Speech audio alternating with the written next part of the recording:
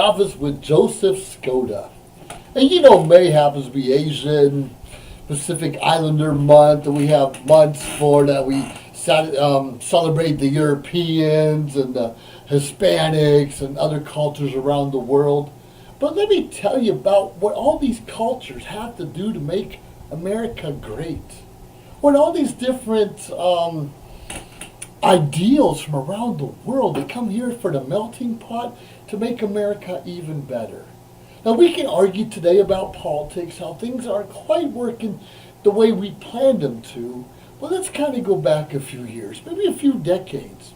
Now sure, we've had World War II and World War I, we were fighting the Germans and the Japanese. And it's funny, especially now, the Japanese are some of our closest friends. Sure, they brought us sushi and Toyotas and these great phones right here by Samsung. And I'm going to tell you, thanks to the military, I've traveled all over the world. I even lived in Japan for 3 years. And more than once, I'd have an elderly come to me and apologize for the war. Hey, I'm just a young punk. It happened before my time. But they understood it affected generations after them. Now, that's beside the point. A lot of Americans are knuckleheads, and we make a lot of mistakes. We sure do. But I spent time in Germany. Talk about Germany. Dark beer, porters, warm beer. Are you kidding me? And quite frankly, Germany's one of the greenest, luscious greens I've ever seen. So peaceful. Don't get me wrong.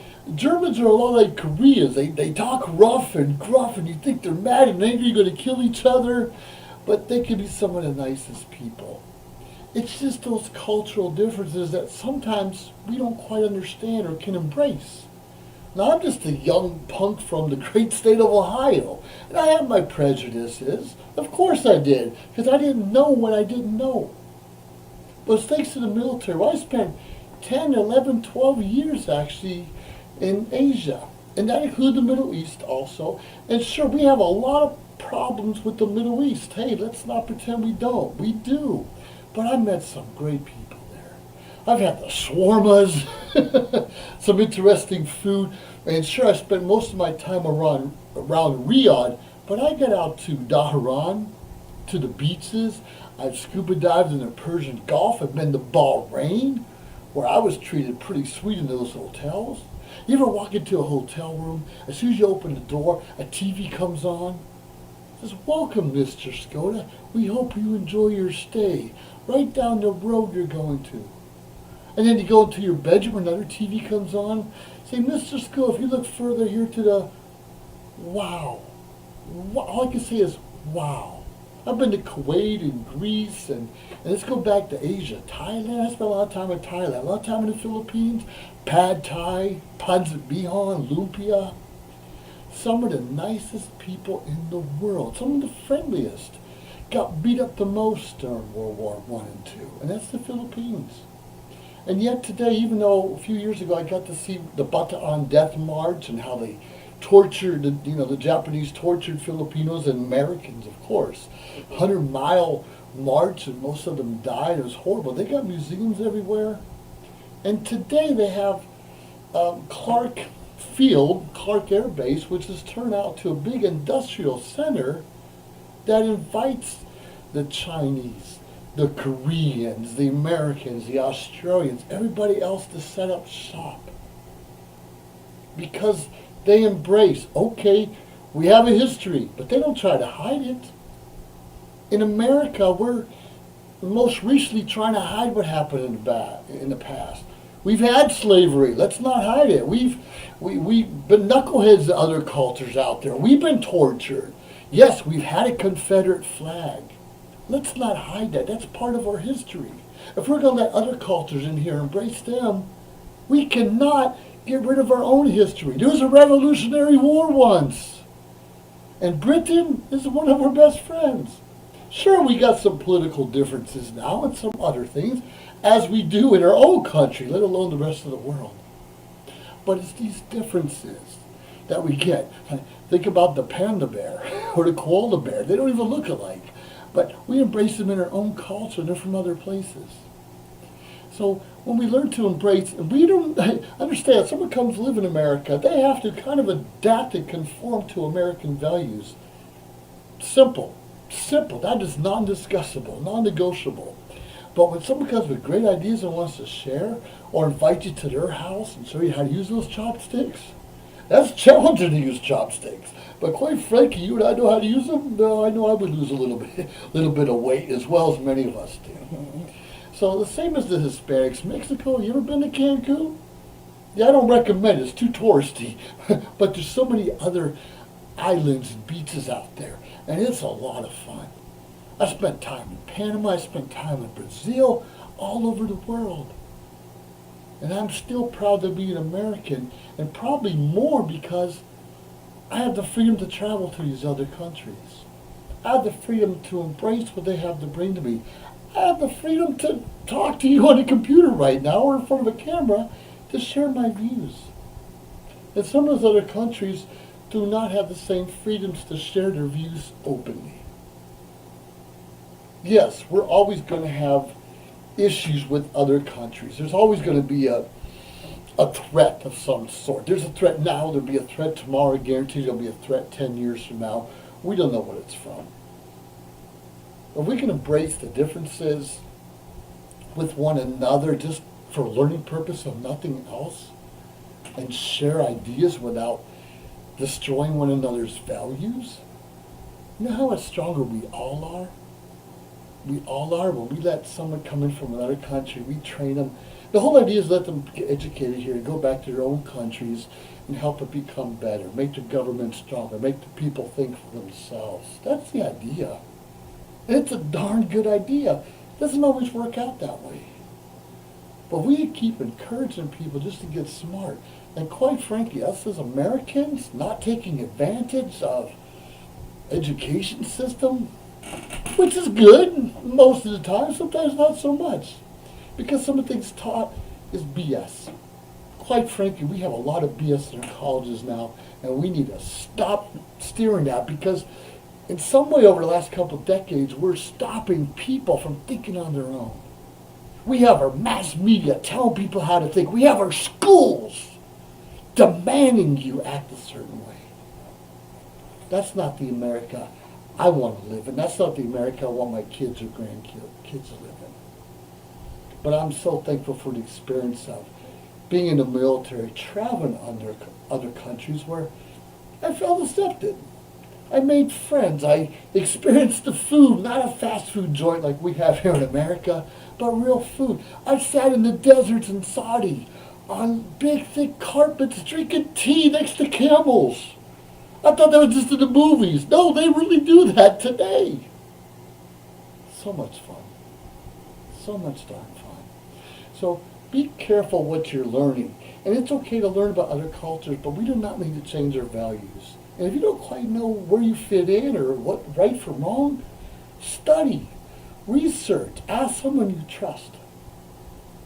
Life is too short and we need to stick together and we can't be afraid.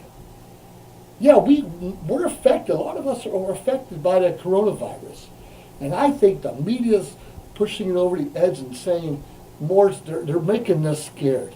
They're making us afraid to walk outside. They're keeping healthy people inside. I think that's hogwash. We can differ. We can argue about it. It doesn't matter. That's my opinion. That's my opinion. It's irrelevant. And there's going to be something else next year.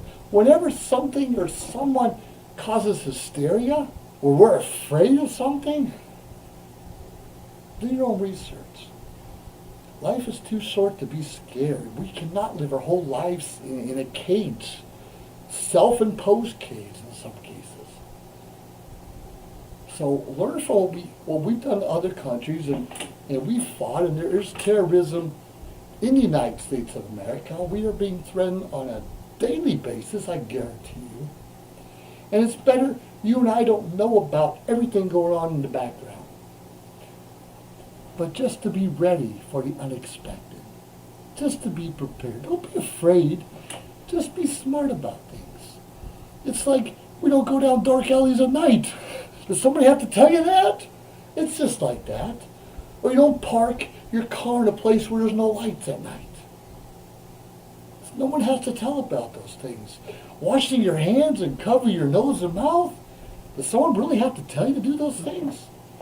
Well, I guess so, because they're telling it now. And I've seen employees in Arby's, in McDonald's, in Walmart not washing their hands after leaving the bathroom. I've seen them my own hands, my own eyes, I mean. How freaking sad. Living in a country as great as ours and people don't even respect each other, won't even wash their own hands. Come on, you guys, knock it off. We do not need a whole list of rules. Wash your hands, you wake up. Brush your teeth. Make sure you cover your nose. Are you freaking kidding me? Once we learn how to have a basic respect for each other, respect for ourselves, we can once again be the great state of America, a great country. We can go out to the rest of the world with pride. We can go out and once again be open to learning new ideas, learning about how to make new food, learning how to maybe indulge in technology a little bit better.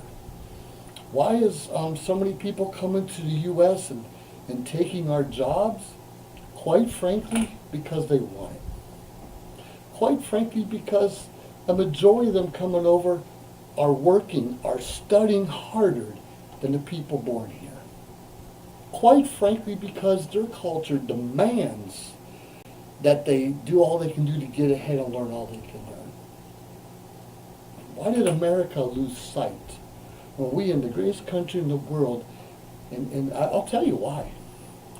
Because our government a few decades ago started giving handouts. Started giving welfare, unemployment a little bit too long, unions took over and prices got too high in so many areas. Those are some of the economical issues. And people, quite frankly, gave up. When you're collecting food stamps or welfare for a good part of your life, it's hard to get out of it. You just don't know better, you don't understand better. We have to stop that. In our country, the least money you make, you have opportunity to go to school for free. That's the way it's set up. There's grants for everyone. Don't use that as an excuse. You cannot go to school. So, school going to guarantee you a good job? Maybe, maybe not. Why don't you go and find out? Start a business. Do something different. Learn from the guy you think is stealing your job. Ask him or her questions and get a better perspective of the world around us. Quite frankly, it's a beautiful world. There's beauty everywhere.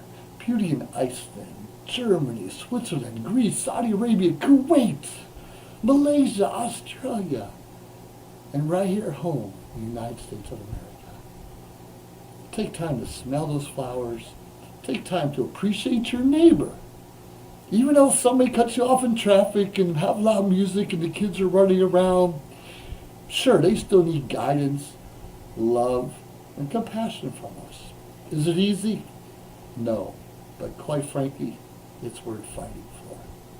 This has been Joseph Skoda, and you're in the office. And feel free to like my channel, share my channel, subscribe to my channel. I look forward to hearing from you. And hey, we're all in this together. I salute you. Have yourself a great day. Bye now.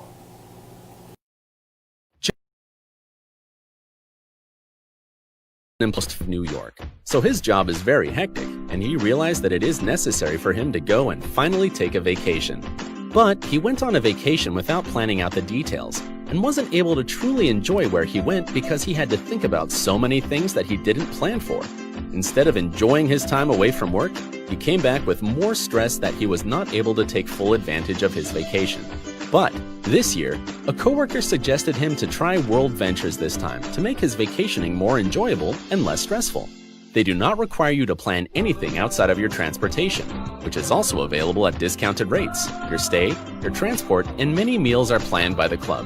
John liked the idea very much. He tries World Ventures, and his experience with the club was amazing, as he made many friends there with whom he had a great time. John recommends that everyone should try this club, as they are the best in business. See how the VIP-vacation-club.com can give you the right experience without all the hassle. Enjoy the VIP experience that only World Ventures provides. Are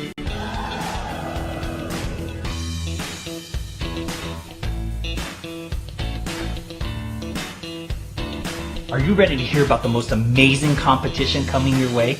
It's the Gifts of Talent virtual competition where you can dance, sing, act, do comedy, all in the comfort of your own home. And a portion of the proceeds goes to feeding the youth. You have a chance to win some amazing prizes. Have fun! To enter, go to whalerscreation.us, or, for more details, go to socialmediashows.com and hishopnation.com. Or follow us on Twitter, Facebook, Instagram, and TikTok to get updates, and to vote for your favorite talent.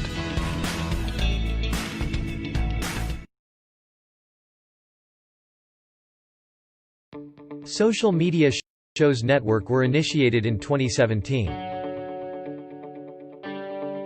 Since then, our founder Maria Pereza never stopped developing a system on social media, in building a network of passionate people that loves to entertain, coach, help others, and deliver informative information to the public, informally, in a low-cost production. She built a platform that surpassed Facebook, Twitter, YouTube, and other social media live streaming, but exceeded the function of a podcast. Her main goal is to be able to broadcast on social media like a traditional TV setup involving a group of broadcasters, YouTubers, podcasters, and social media live streamers. Maria is building the confidence of non-actors and non-famous people that joins her to network. We are here to promote and support one another, to help our community grow collectively without inhibitions but with confidence and high self-esteem. We love to be in this family together. Our door is open to help you build your brand, opening opportunities for others, and outreach to our community. We welcome you to the family of social media shows.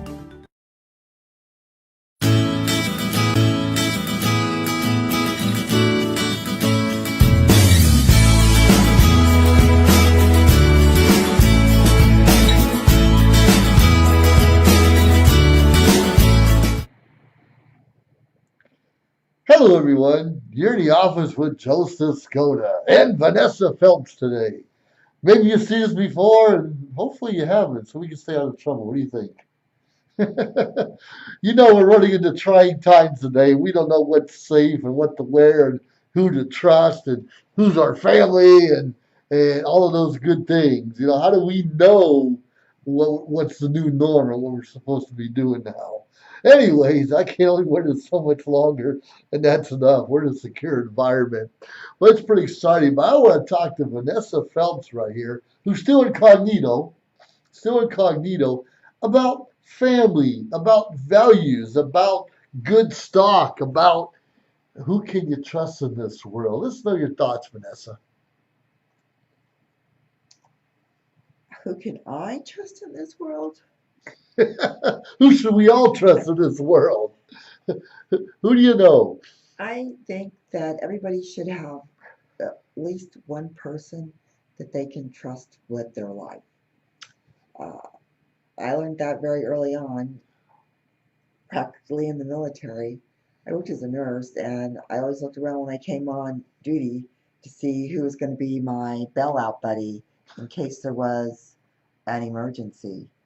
And if that person wasn't there, I knew it was just going to be me, and it was going to be a scary, trying night if there was an emergency where somebody was called to respond and they didn't have the necessity or the caliber or the mentality to do so. So trust is a big factor in life, and everybody needs to have somebody that they trust, for real. You know, we talked not too long ago about friendship, and we all have associates and people we work with and family. Some of us were closer to our siblings than others. But how many of us have a real friend? And does that person know that they're our real friend? What are some of your thoughts on that? If they don't know, they should know. And how should they know? Well, if they're your friend, that means that you're their friend as well. That said, It takes one to know one. So if you have a good friend and they don't know that they're your bestie, let them know. Tell them so. And that makes all the difference in the world because you may not get the opportunity to do so at another point in time. I had a really good friend. Her name was Gwen. She was the best friend on earth. She's no longer here. But she was the best friend. I could trust her with anything, my secrets, my soul, my money, my car. I could trust her and know that she would never sell me out. And she was the best friend that any person could have. And she left this earth without me telling her so. But I think somewhere deep down in her heart, she knew that she was my bestie for life, forever. Well, that's a really good point because often we have people that mean something to us, and we don't necessarily tell them we love them or we care about them or they're our BFFs or whatever it is. It's kind of implied, but we still need to hear it. Yes. It's implied when we hang out all the time. It's implied you have dinner or lunch. It's implied when you yak, yak, yak about whatever it is in the world. But how many of us really know unless we're told or even asked, hey, can you be my best friend, girlfriend, any of those things, and really have that connection so there's no more uncertainty, per Sure. se.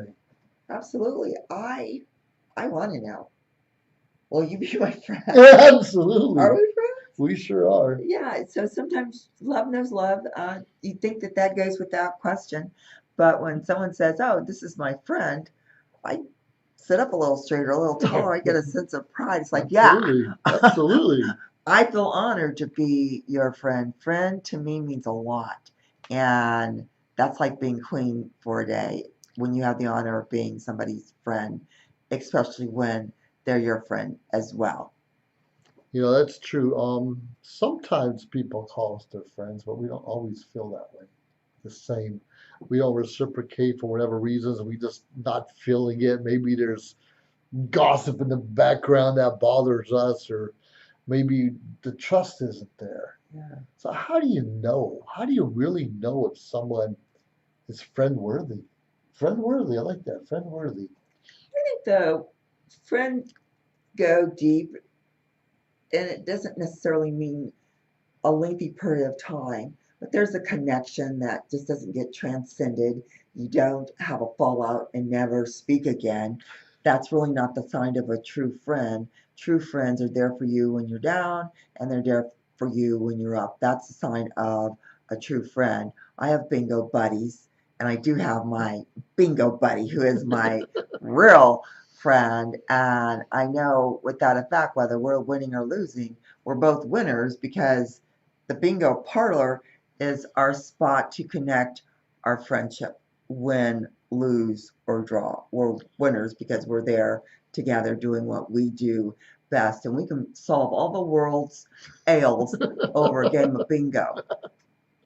That's for real. That's how I feel about friendships. Other people can be acquaintances. Friendships go deep. Acquaintances, sometimes they just meet the surface. And at the end of the day, that's the end of the friendship, the acquaintance, and it's until you meet again in that environment and on that basis. You just don't pick up where you left off. That's a really good point. Which comes to my mind, and people have asked this because you and I every now and then will run into someone who says they really don't have a friend. They know people, they come across friendly, but they don't have that one person they can tell their secrets to, that one person they can be themselves, that one person that will really listen to them. What kind of advice or recommendations you have for someone who's lonely, and we all get that way sometimes, to find that bestie, that BFF? That's a good question, and it's a hard question for me because when you lose your good friend, you kind of block yourself from any more people being a good friend because for me, I don't take friends lightly. I know that sometimes it they don't come frequently. So when one does show up and they have the wings of an angel on their back and that only you can see, and then they leave, you knew that they were only there for a certain amount of time. I think like I said earlier, to have a friend, you have to be a friend, Sure. which means that you have to extend yourself and be friendly as well. And so you may not meet that bestie right off the bat, but at least put yourself in situations and an environment so your little light can shine and people can see who you really are and be attracted to the qualities that they have in common with you. And it might just be a happy smile or sense of humor. And I think that you'll attract people who are like you and who can be your lifelong friends, even at this age. What age is this? 21. No, 21. Which brings up another point. I remember when I was growing up in high school, I had friends who were sports jocks like I was. I had friends who were more interested in women. I had friends who were more interested in video games. And I was part of that. I was kind of the center, but they didn't always get along, or they didn't want to be good friends. They kind of put up with one another because of me. Now, do you think it's important that all your friends get along? Necessarily. I think it's great that you have the ability to have different subsets of friends. And oh, I can go do kickboxing with this group of friends. I can go to bingo with this group of friends. I can go get my nails done with this group of friends because the kickboxers aren't going to want to get their nails done and aren't going to want to go to bingo. So you need to have a different group of friends or one friend that can do all of that That's a without very any issues. without any issues, which is very hard to find. Yes. I love that I could adapt, and probably like today in this world, we're both Toastmasters, where we learn this thing called table topics, which helps us interact, connect, communicate in a real short notice. Tell us a little bit about your experience with table topics. I'll tell you more about my experience with Toastmasters because that is where I have found a plethora of friends. And if it hadn't been for my Toastmasters family, Lompoc Valley Flowers and Noventa, and I belong to 4 Toastmasters clubs, I have had the ability to reach out into these different communities where I wouldn't have gone and make friends. Yeah. And I found it wasn't as hard as I thought it would be, and they're genuine. So I have to say that via Toastmasters, I've been privy to a whole new world and a whole different group of friends, and I'm so glad that I've met them.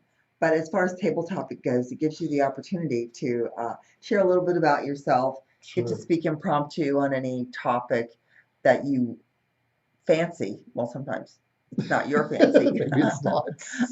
And you get to share a little bit of yourself and people get to know you and they get to see you in a different light and like, oh, aha, I didn't know that you played the drums. Oh, aha, I didn't know that you ran a marathon. Oh, aha, I didn't know that you ate a whole pizza. Oh, aha, I didn't know you're afraid of the dark. You get to share these things that you have in common